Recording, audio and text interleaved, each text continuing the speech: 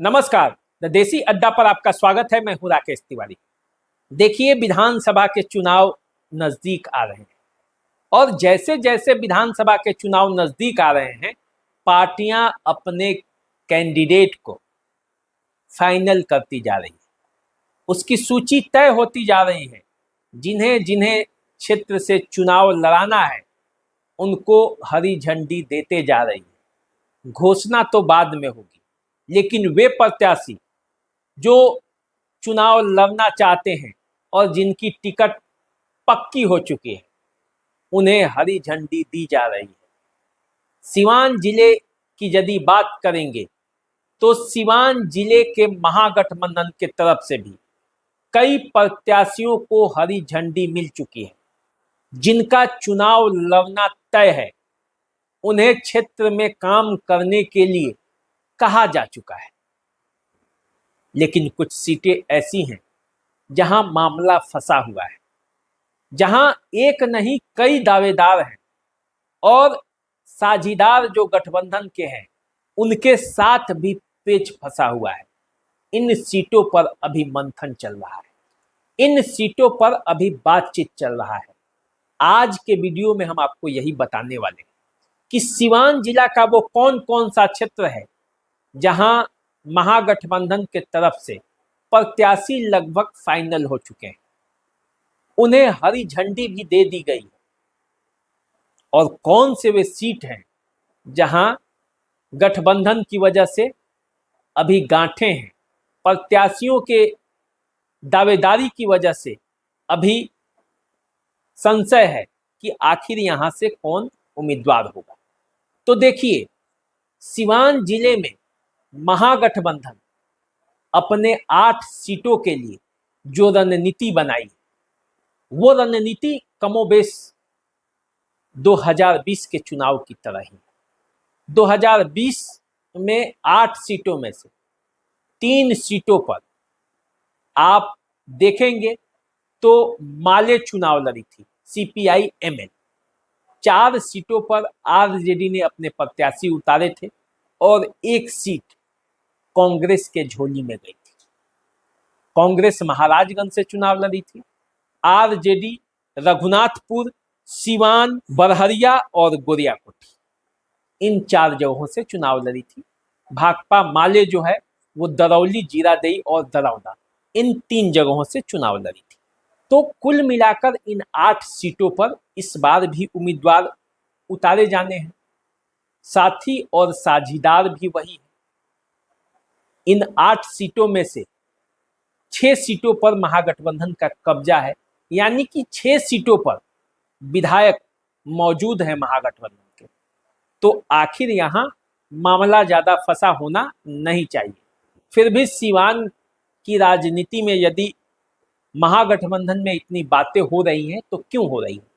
बातें इसलिए हो रही हैं कि बरहरिया को लेकर अभी इफ बट है, गोरियाकोठी पर मंथन चल रहा है, दरौदा माले के पास गया तो आरजेडी जो यहां से दावा कर रही, वो सीट वहां से निकल जाएगी। तो अब देखिए, बाकी बचा रघुनाथपुर, बाकी बचा सिवान, बाकी बचा जो गोरियाकोठी का क्षेत्र जो है, वो तो मैंने आपको बताया ही। तो सिवान और रघुनाथपुर, इन 2 जगहों पर प्रत्याशी आरजेडी के फाइनल है। महाराजगंज में भी आरजेडी इस बार अपने पाले में टिकट लेने के चक्कर में है और वहां से उन्होंने अपने तरफ से आरजेडी का उम्मीदवार तय कर दिया है। आरजेडी ने अपने उम्मीदवार फाइनल कर दिए। अब गठबंधन की राजनीति में क्या होगा, इस पर मैं आपसे चर्चा करूंगा कि क्यों मैं कह रहा हूं कि आरजेडी ने वहां से उम्मीदवार फाइनल कर दिए। तो चलिए अब बारी बारी से चर्चा करते हैं कि आखिर इन 8 सीटों का समीकरण क्या है और कैसे महागठबंधन ने अपने उम्मीदवार फाइनल किए हैं और वो उम्मीदवार कौन है। देखिए, रघुनाथपुर विधानसभा क्षेत्र से ओसामा साहब का चुनाव लड़ना तय माना जा रहा है। आरजेडी में फिर से जब ओसामा साहब और हिना साहब शामिल हुए थे, उसी समय आरजेडी का ये प्रस्ताव था और ओसामा साहब की भी मर्जी थी कि चुनाव रघुनाथपुर से वो लड़े। तो रघुनाथपुर सीट आरजेडी का फाइनल है।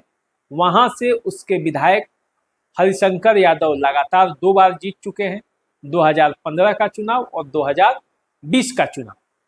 अब 2025 में जब ओसामा साहब उस सीट से उतरेंगे तो राजनीति में कौन सी हलचल मचेगी ये आप समय आने पर पता चलेगा।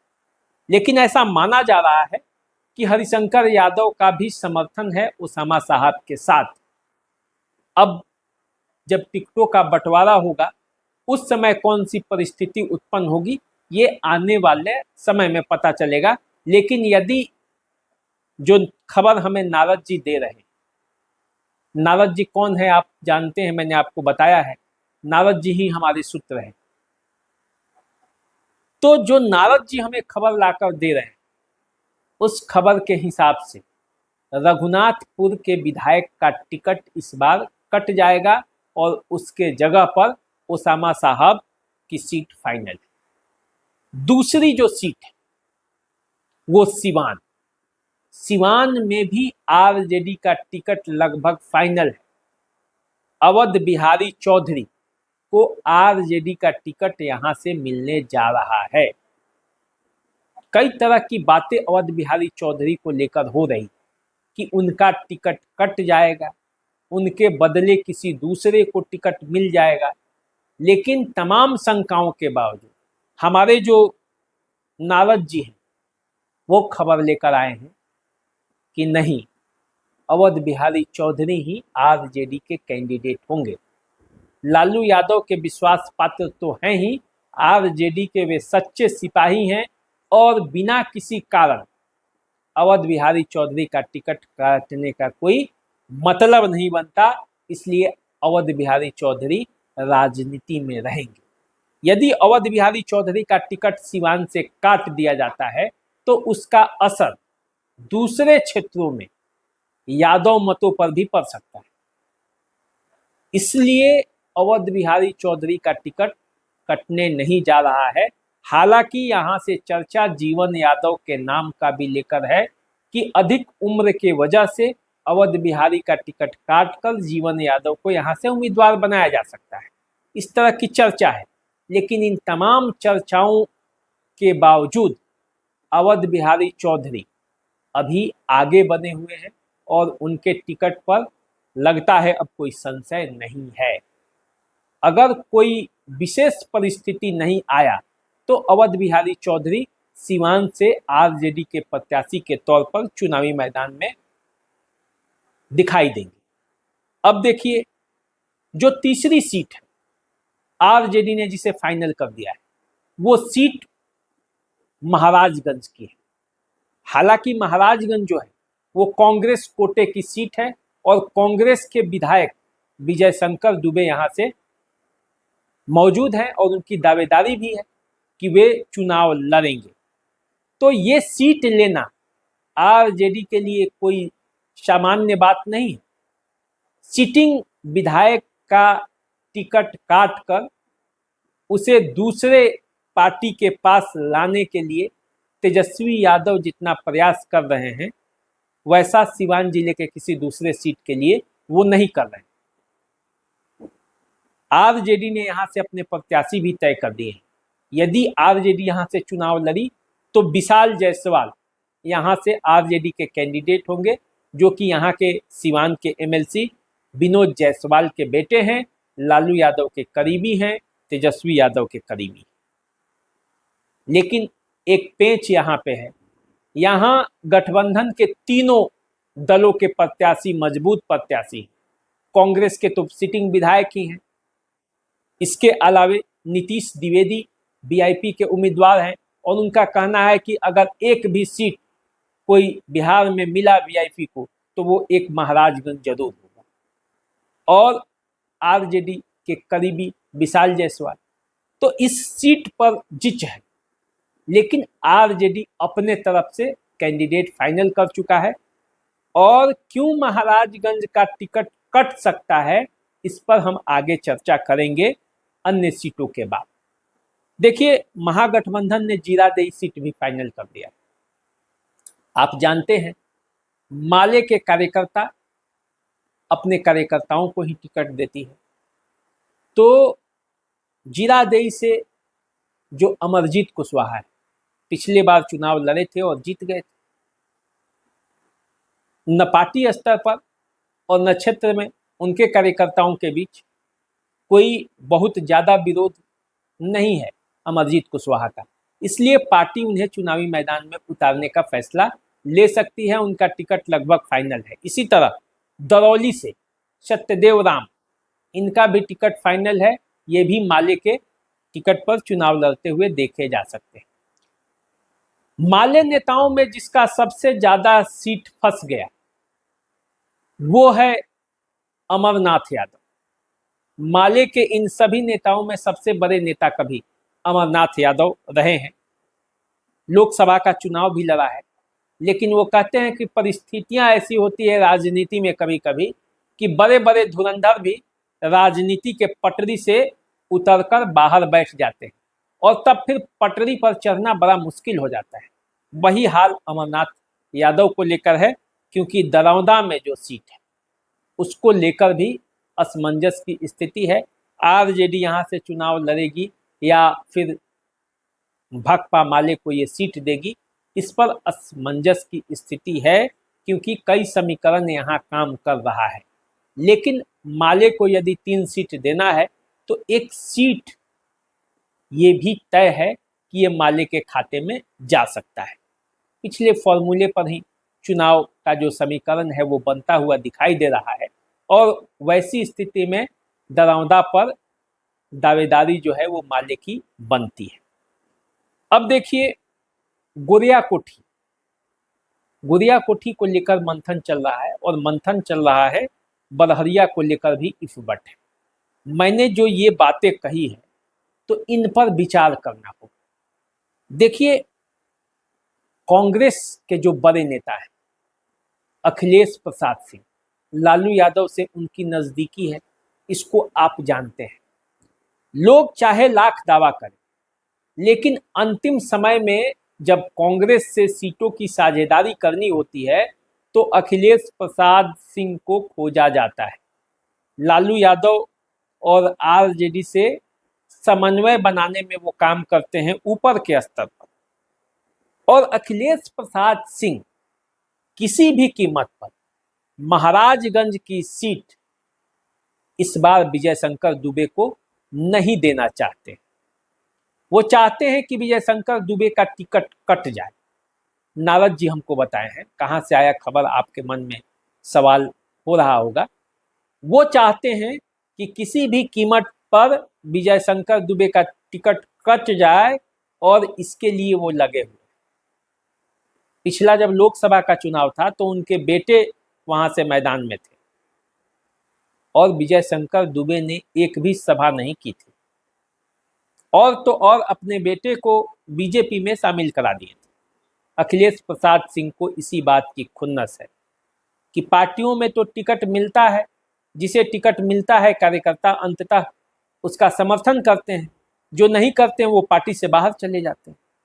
तो इसी बहाने इस बात को बड़ी मजबूती से ऊपर के स्तर पर और निचले स्तर पर भी रखा जा रहा है कि विजय शंकर दुबे का उम्र भी काफी हो चुका है और वे पार्टी के प्रति वफादार भी नहीं। ऐसी स्थिति में उनका टिकट काट दिया जाए। यदि बहुत संभावनाओं में दिक्कत होती है तो सीट ही छोड़ दिया जाए, अपने आप दावेदारी खत्म हो जाएगी।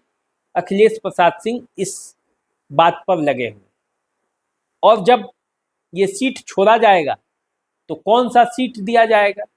2 सीटें ही बचती हैं, बरहरिया और गुड़िया कोठी। इस पर भी मैं आपको बताऊंगा कि बरहरिया को लेकर कांग्रेस का क्या प्लान है और गुड़िया कोठी को लेकर कांग्रेस का क्या प्लान है। लेकिन इन सीटों पर भी कांग्रेस का ध्यान है, ऊपर के स्तर पर बातचीत चल रही है। मैं आपको इस पर एक अलग वीडियो बनाकर आपको बताऊंगा लेकिन ये देखिए कि महाराजगंज को लेकर अभी संशय फंसा हुआ है कि महाराजगंज का सीट आरजेडी को दे दिया जाए। आरजेडी भी इस पे इंटरेस्टेड है और उसके बदले वो दूसरा सीट देने के लिए तैयार है। हालांकि गोरिया कोठी से आरजेडी के कई प्रबल नेता दावेदार हैं। बरहरिया में आरजेडी के विधायक बच्चा पांडे हैं, लेकिन बच्चा पांडे के टिकट पर अभी 100% ओके नहीं हुआ है। पूर्ण सहमति इसलिए नहीं बनी है कि इस सीट पर अन्य दावेदारों की भी दावेदारी है। कई हिना साहब के करीबियों की दावेदारी है। यहां से अरुण गुप्ता जो एक बड़े व्यवसायी हैं सीवान के, उनकी भी दावेदारी है आरजेडी के टिकट के लिए। लेकिन इन दावेदारियों के बीच बच्चा पांडे पिछले चुनाव में तेजस्वी यादव के कहने पर अवध बिहारी चौधरी के साथ हो गए थे, पार्टी का साथ नहीं छोड़ा, जबकि वे हिना साहब के वफादार थे।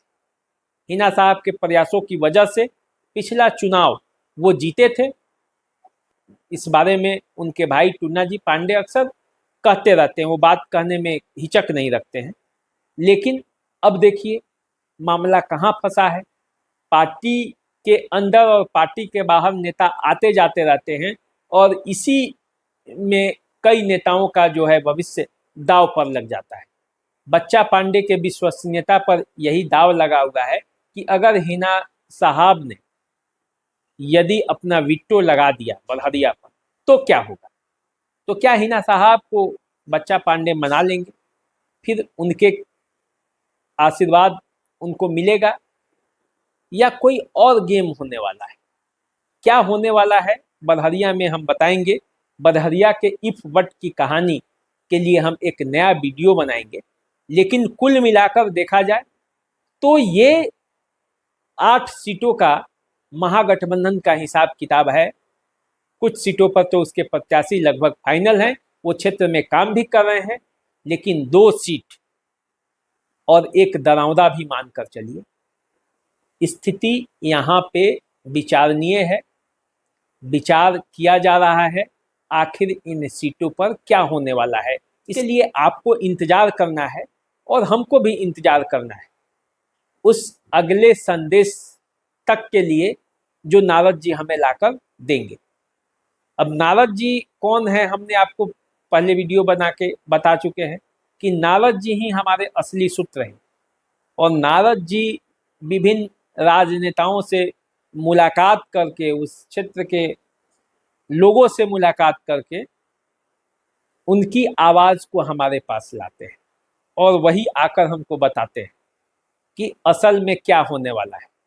और नारद जी हमारे जो हैं आज के राजनीतिक कार्यकर्ता हैं, चुनावी विश्लेषक हैं, बड़े बड़े पत्रकार हैं, बड़े बड़े राजनेता हैं और इन राजनेताओं के अगल बगल रहने वाले वे लोग हैं जो सूचनाओं पर गहरी नज़र रखते हैं। तो चलिए आप हमारे साथ बने रहिए अगले खबर तक, अगले संदेश तक, जब तक कि इन क्षेत्रों के बारे में कोई और खबर न आ जाती हो। चैनल को सब्सक्राइब कर लीजिए। अगर आपके पास कोई मुद्दा हो, किसी अन्य क्षेत्र के बारे में जानना चाहते हो, तो आप हमें कमेंट बॉक्स के माध्यम से बताएं। आपके सुझाव भी हमें चाहिए और आपका बताया हुआ मुद्दा भी हमें चाहिए जिस पर आप वीडियो चाहते हैं। तो वहाँ भी हम उस मुद्दे पर भी हम अपने नारद जी को लगाकर आपसे आपके लिए रिसर्च लेकर आएंगे और आपको बताएंगे। अभी दीजिए इजाज़त, नमस्कार।